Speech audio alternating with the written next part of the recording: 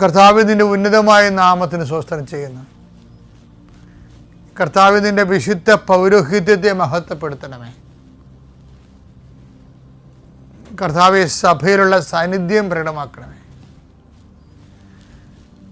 39 വർഷം ഞാൻ അർപ്പിച്ച കൃപയുടെ യുഗതിയാൽ കൃപാസ്ഥാനത്താരെ ജീവനോടെ പ്രത്യക്ഷപ്പെട്ട പരിശുദ്ധയുടെ മാധ്യസ്ഥത്തിൽ ഞാൻ കുരിശ് ഉയർത്തി പ്രാർത്ഥിക്കുന്ന കർത്താവേ, വിശ്വാസത്തിൻ്റെ സേവ ഉയർത്തിക്കൊണ്ട് അങ്ങയുടെ മക്കൾക്ക് വേണ്ടി പ്രാർത്ഥിക്കുന്നു. ഇന്ന് അങ്ങയുടെ മക്കൾ ആശങ്കയോടെ കാണുന്ന ഓരോ വിഷയങ്ങളിലും കർത്താവിൻ്റെ ചൈതന്യം തുളുമ്പട്ടെ.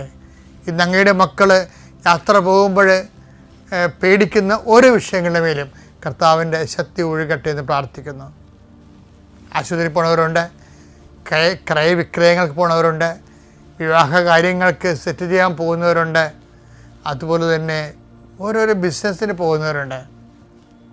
കർത്താവ് അങ്ങനെ എല്ലാ പ്രവർത്തനങ്ങളും കർത്താവിനെ നയിക്കപ്പെടാൻ വേണ്ടി ആത്മാർത്ഥമായിട്ട് പ്രാർത്ഥിക്കുന്ന കർത്താവേ, നീ നിൻ്റെ ഉദ്യമങ്ങൾ, യാത്രകൾ, നിൻ്റെ മക്കൾക്ക് വേണ്ടിയുള്ള നിൻ്റെ ഒരു യാത്രകൾ, തീരുമാനങ്ങൾ എല്ലാം കർത്താവ് ആശീർവദിക്കട്ടെ.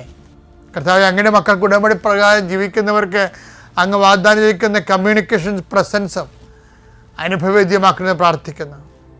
കൂടുതൽ ആധ്യാത്മിക അനുഭവങ്ങളിലൂടെ വലിയ സുവിശേഷ സാക്ഷ്യം ഉണ്ടാകാൻ ഇടയാക്കണം പ്രാർത്ഥിക്കുന്നു.